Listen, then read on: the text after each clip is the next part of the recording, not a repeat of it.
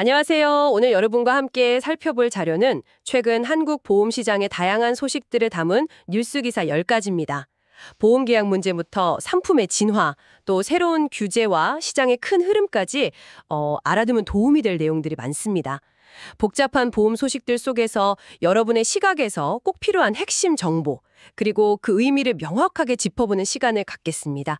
자, 그럼 바로 시작해 볼까요? 네, 오늘 살펴볼 기사들은 크게 보면 이제 소비자의 관리와 직접 관련된 문제들, 그리고 보험 상품의 변화와 시장의 대응, 또 보험사들이 직면한 내부적인 압박이나 재무 건전성 이슈, 그리고 기술 발전이나 기후 변화 같은 거시적인 트렌드가 보험 시장에 미치는 영향, 이런 순서로 엮어볼 수 있겠습니다. 하나하나의 소식도 중요하지만 이게 어떻게 연결되는지 큰 그림을 보시면 더 흥미로울 겁니다. 네, 좋습니다. 첫 번째 주제로 소비자 권리와 직접 관련된 이슈부터 살펴보죠. A 손해보험사가 설계사의 잘못으로 태아보험 계약을 일방적으로 해지하려 했다는 소식이 있습니다. 고객 B씨는 가입 전에 수술 사실을 알렸는데 설계사가 이걸 제대로 고지하지 않았고 나중에 보험사가 이걸 문제 삼았다는 거죠. 소비자 입장에선 정말 황당할 수 있는 상황인데요. 맞습니다. 여기서 핵심은 고지 의무 위반 책임이 누구에게 있느냐는 겁니다. 고지 의무라는 게 보험계약 시 중요한 사실, 예를 들면 병력 같은 걸 보험사에 알려야 하는 의무인데요. 고객이 설계사에게 구두로 알렸다면 어떨까요? 판례는 설계사가 고지 수령 권한이 있다면 보험사에 알린 것과 동일하게 보기도 합니다. 이 사건은 설계사와의 소통 내용을 기록하고 또 최종 청약서 내용을 직접 확인하는 것이 얼마나 중요한지를 보여주는 거죠. 그런데 이런 일이 생기면 소비자는 어떻게 대응해야 할까요? 그 설계사의 잘못이라는 걸 입증하기가 이게 쉽지 않을 수도 있잖아요. 그 점이 어렵죠. 네, 그래서 토마 녹음이라든지 상담 메모 같은 그런 객관적인 자료 확보가 중요해집니다. 하지만 더 근본적으로는 최종 청약서에 고객 본인이 직접 답변 내용을 확인하고 서명하는 절차, 이게 반드시 필요합니다. 설계사가 제가 알아서 할게요라고 해도 최종 확인은 여러분의 몫이라는 점, 이걸 잊지 않으셔야 합니다. 아, 그렇군요. 비슷한 맥락에서 보험 판매 채널, 특히 대형 보험 대리점, GA라고 하죠. 여기에 대한 관리 감독 강화 소식도 있습니다. 12월부터 보험사가 GA의 불안전 판매나 민원 건수, 내부 통제 수준까지 직접 평가하고 관리해야 한다는 건데요. 이걸 제대로 못하면 보험사도 불이익을 받게 된다고요? 네, 맞아요. 이 규제의 배경에는 보험사가 판매 실적을 위해서 그 GA의 불건전 영업 가능성을 알면서도 묵인하는 거 아니냐, 이런 문제의식이 깔려 있습니다. 상품을 만든 보험사가 판매 과정의 문제에 대해서도 더 큰 책임을 져야 한다, 이런 거죠. 약간 제조물 책임과 유사한 개념을 보험 판매에 도입하려는 시도로 볼 수 있습니다. 취지는 좋은데 실효성이 있을까요? 보험사가 계약 관계에 있는 GA를 객관적으로 평가하기 어려울 수도 있고 자칫하면 또 중소형 GA에게 불리하게 작용할 수 있다, 이런 우려도 나오는데요. 정확한 지적입니다. 과연 보험사가 얼마나 엄격하게 잣대를 들이댈지, 또 평가 기준의 공정성을 어떻게 확보할지, 이런 것들은 좀 지켜봐야 할 문제입니다. 단기적으로는 보험사랑 GA 간의 책임 공방이나 관리 비용 증가로 이어질 수도 있고요. 하지만 장기적으로는 불안전 판매를 줄이고 소비자 신뢰를 높이는 방향으로 작용할 가능성이 크다고 봅니다. 중요한 건 어떤 채널로 가입하시든 상품 내용을 스스로 꼼꼼히 확인하는 자세, 이게 더욱 중요해졌다는 점입니다. 네, 소비자 권리 문제에 이어서 이번에는 보험 상품 자체가 어떻게 변하고 있는지 살펴보겠습니다. 삼성생명이 종신보험의 파격 변신을 주도하고 있다는 소식이 눈에 띄네요. 사망 보장뿐 아니라 살아있을 때 받는 혜택을 크게 늘렸다고요? 네, 대표적으로 골든 종신보험 같은 경우는 낸 보험료만큼 중도 인출을 해도 사망보험금이 유지되고, 또 밸런스 종신보험은 연금 전환 시 납입보험료의 2배 이상을 보증하는 식입니다. 그러니까 과거 종신보험이 주로 남은 가족을 위한 것이었다면 이제는 나의 노후를 위한 것으로 성격이 바뀌고 있는 거죠. 초고령사회 진입이라는 거대한 변화에 보험사들이 아주 적극적으로 대응하는 모습입니다. 와, 단순히 사망 보장만 생각했던 종신보험의 개념이 완전히 확장되는 느낌인데요. 이런 변화는 아까 잠시 언급하신 금융권의 실버 금융 경쟁과도 연결되는 것 같습니다. 맞습니다. 그 고령층이 보유한 막대한 자산, 추산하기로 약 4,300조 원 정도 된다고 하죠. 이 자산을 겨냥해서 금융권 전차가 뛰어들고 있습니다.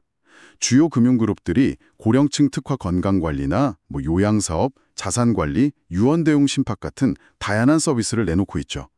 삼성생명의 종신보험 변화도 이런 큰 흐름의 일부로 볼 수 있습니다. 살아있는 동안의 건강, 노후소득, 자산 이전 등 그 고령층의 복합적인 니즈를 하나의 상품이나 서비스로 해결하려는 시도, 이게 점점 늘어날 겁니다. 소비자 입장에서는 선택지가 늘어나는 셈이니까 반가운 소식일 수도 있겠네요. 하지만 혹시 주의할 점은 없을까요? 상품 구조가 더 복잡해질 수도 있을 것 같은데요. 좋은 질문입니다. 네. 다양한 혜택이 결합된 만큼 상품 구조가 복잡해지고 또 전통적인 저축이나 투자 상품과 비교했을 때 장단점을 명확히 파악하기 어려울 수 있습니다. 특히 이제 정보 접근성이 낮거나 판단력이 좀 흐려진 고령층을 대상으로 불필요한 상품 가입을 유도할 위험도 배제할 수 없죠. 따라서 상품 제안을 받으시면 이게 정말 나에게 필요한 혜택인지, 또 유사한 다른 금융상품과 비교했을 때 어떤 차이가 있는지 꼼꼼히 따져보는 신중함이 필요합니다. 비싼 맥락에서 우체국 보험의 신상품 소식도 있네요. 치매 간병과 주요 질병 보장에 초점을 맞춘 상품인데 75세까지 그리고 병력이 있어도 가입 가능하다는 점이 특징이라고요. 네, 이것도 역시 고령화 사회의 니즈에 부응하는 상품이죠. 특히 치매 간병 부담은 개인과 사회 모두에게 정말 큰 문제입니다. 우체국 보험이 가입 문턱을 낮춰서 공공성을 강화하려는 모습을 보여줍니다. 또 복잡한 특약 없이 핵심 보장 위주로 구성한 것도 장점일 수 있습니다. 물론 민간보험사 상품들과 보장 내용이나 보험료를 비교해보는 것은 필수겠죠. 네, 지금까지 소비자 권리와 상품 변화를 살펴봤는데 이런 변화의 배경에는 보험사들이 처한 현실적인 어려움도 있는 것 같습니다. 자동차 보험 실적이 크게 나빠졌다는 소식이 대표적인데요. 네, 그렇습니다. 올해 상반기 손해보험사들의 자동차 보험 이익이 전년 대비해서 무려 43.9%나 급감했습니다. 보험료 수입은 정체되거나 줄었는데 폭우 같은 기상이변이나 사고 증가, 특히 경상 환자 치료비 증가와 부품값 상승으로 보험금 지급은 늘었기 때문입니다. 이런 구조적인 문제들이 복합적으로 작용한 결과죠. 보험사 수익성 악화는 결국 보험료 인상으로 이어질 수밖에 없지 않을까요? 네, 그럴 가능성이 높습니다. 이미 일부 보험사는 보험료 인상을 검토 중이라는 이야기도 나옵니다. 기후 변화라든지 물가 상승 같은 건 단기적으로 해결할 문제가 아니기 때문에 보험사들은 손해율 관리를 위해서 경상 환자 치료비 지급 기준 강화 같은 다양한 방안을 고민할 수밖에 없습니다. 이는 결국 소비자의 보험료 부담이나 사고 시 보상 기준 변화로 이어질 수 있다는 점에서 주목해야 합니다. 보험사들의 재무 건전성 문제도 좀 심상치 않아 보입니다. 특히 중소형사들의 어려움이 커지면서 보험사 간 양극화가 심화되고 있다는 분석이 나왔어요. 새로운 회계 기준 IFRS 17이라고 하죠. 그리고 지급 여력제도 KICS 도입 영향이 크다고요. 그렇습니다.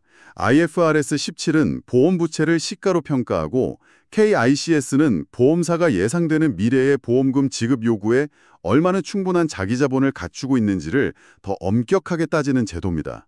쉽게 말해서 보험사의 재무 건전성 기준이 훨씬 까다로워진 거죠.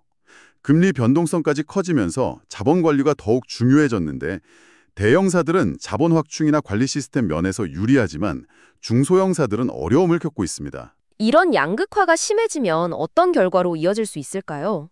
장기적으로는 경쟁력 없는 회사가 인수합병되거나 정리되는 등 시장 재편으로 이어질 수 있습니다.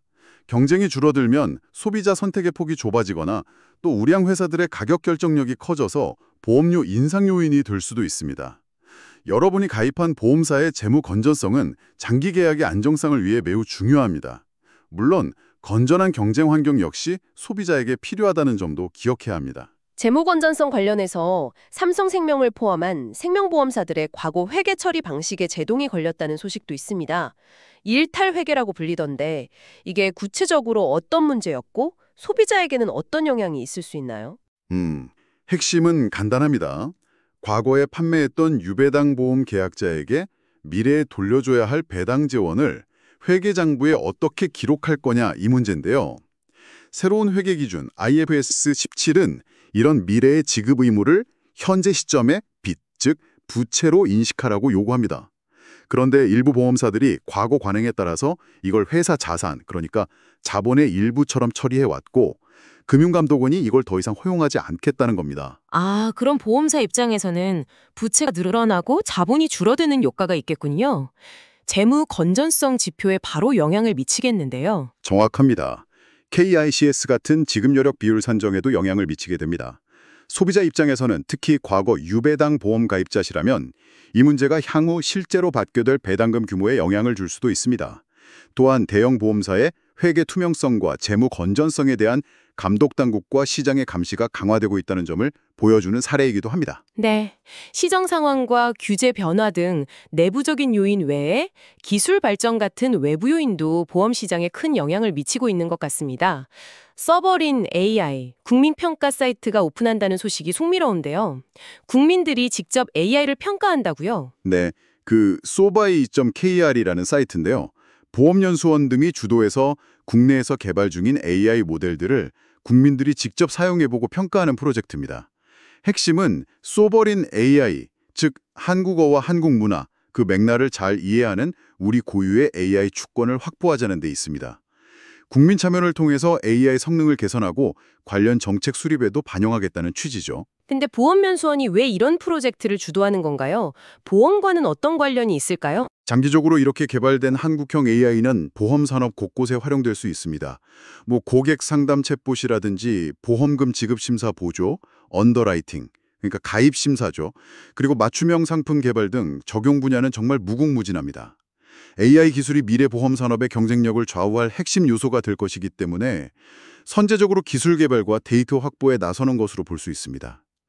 여러분이 직접 AI 개발에 참여할 기회이자 또 기술이 보험의 미래를 어떻게 바꿀지 엿볼 수 있는 창이라고 생각합니다. 마지막으로 기후변화와 보험의 관계를 다룬 소식입니다. 민간에서는 폭염 피해 근로자 등을 위한 기후보험 출시에 관심을 보이는데 정작 정부의 관련 시범사업 예산은 대폭 삭감되었다는 내용입니다. 서로 좀 엇박자를 내는 모습인데요. 여기서 중요한 질문이 제기됩니다. 기후위기 대응이 중요하다고 모두 말하지만 실제 정책과 예산은 왜 다른 방향으로 가고 있는가 하는 점입니다. 예산 삭감으로 정부 주도 시범사업이 좌초될 위기에 처하면서 기후위기에 가장 취약한 계층, 예를 들어 폭염 속 야외 노동자나 자연재해에 취약한 농어민 보호에 공백이 생길 수 있습니다. 민간 보험만으로는 한계가 있다는 말씀이시군요. 그렇습니다. 기후 관련 위험은 예측이 어렵고 또 대규모 피해를 유발할 수 있어서 민간 보험사가 단독으로 감당하기 어렵습니다. 그래서 정부의 정책적 지원이나 공공보험의 역할이 중요합니다. 하지만 이번 예산 삭감 사례는 기후위기 대응의 시급성에도 불구하고 실질적인 지원책 마련에는 여전히 어려움이 많다는 현실을 보여줍니다. 기후위험으로부터 사회적 약자를 보호하기 위한 실질적인 방안 마련이 시급해 보입니다. 네, 오늘 보험 시장을 둘러싼 정말 다양한 소식들을 깊이 있게 살펴봤습니다. 소비자 권리 침해 사례부터 상품의 진화, GA 관리 감독 강화, 보험사 재무 건선성 논란, 그리고 고령화, AI, 기후변화라는 거대한 흐름까지 이 모든 것들이 결국 하나로 연결되어 돌아가는 것 같습니다. 맞습니다. 여기서 정말 흥미로운 점은 이 모든 이슈들이 서로 영향을 주고받으면서 변화를 만들어낸다는 것입니다. 예를 들어 보험사의 수익성 악화나 규제 강화, IFRS 17, KCS 같은 것들이죠. 이런 것들은 종신보험의 변신이나 실버 금융 경쟁 심화 같은 새로운 시장 대응으로 이어지지만 동시에 회계 처리 논란이나 GA 관리 감독 강화라는 내부 과제를 안겨주기도 합니다. 여기에 AI 기술 발전이나 기후변화 같은 외부 요인이 더해지면서 보험 시장의 불확실성은 더욱 커지고 있죠. 그렇다면 이렇게 복잡하고 끊임없이 변화하는 환경 속에서 여러분은 어떤 점에 주목해야 할까요? 네, 여기서 중요한 질문은 이것입니다. 이 모든 변화 속에서 나에게 정말 필요한 보장은 무엇이고 그것을 어떻게 합리적으로 확보할 것인가? 그리고 더 나아가서 이러한 거시적인 변화의 흐름을 어떻게 이해하고 나의 장기적인 재정 계획에 반영할 것인가? 단순히 개별 상품을 비교하는 것을 넘어서 시장 전체의 변화 강향을 읽는 눈이 필요합니다. 네, 오늘 나눈 이야기들이 여러분 각자의 상황에 어떤 의미를 던져주는지 잠시 생각해 보시는 건 어떨까요? 예를 들어, 내가 가입한 종신보험도 앞으로 이렇게 바뀔 수 있겠구나 라거나 자동차 보험료가 오를 수 있다는 건 알겠는데 그 배경에는 이런 구조적인 문제들이 있었구나 하고 연결해 보는 거죠. 오늘 저희의 심층 분석은 여기서 마무리하겠습니다. 함께 해주셔서 감사합니다.